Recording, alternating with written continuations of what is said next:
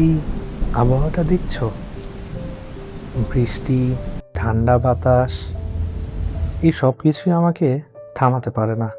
কারণ আমার থামার কোনো সুযোগ নেই।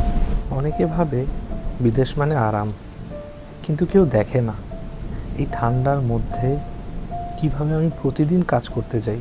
আজ শরীরটা ভালো না, তবুও যাচ্ছি, কারণ এখানে অসুস্থ হওয়ার মতো কোনো সময়ই নেই। বাস লেট, ঠান্ডা বেশি, কিন্তু কাজে না গেলে পয়সা আসবে না। হ্যাঁ, এ কি, আজও বাস সময় মতো এলো না। এখন তো দৌড়ে আমাকে কাজে যেতে হবে।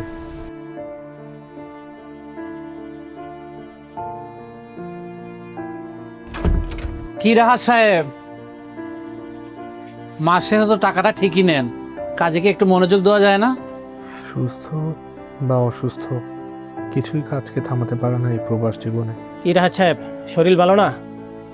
এই নেন আপনার স্যালারি। এই টাকা এমনিতেই আসে না, কষ্ট তো হবেই। প্রতিটা ইউরো মানে একটা ঠান্ডা সকাল, একটা ভেজা শরীর, আর একটা চুপচাপ সহ্য করা কষ্ট।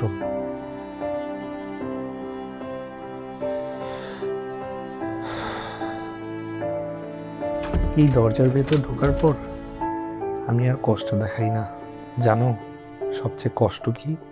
এই কাজের সাথে না, এই একা লড়াইটা। কেউ দেখে না আমি কতটা কষ্ট করে টাকাটা কামাই। বিদেশ মানে সুখ না, বিদেশ মানে দেশে থাকা পরিবারকে বাঁচিয়ে থাকার একটা লড়াই।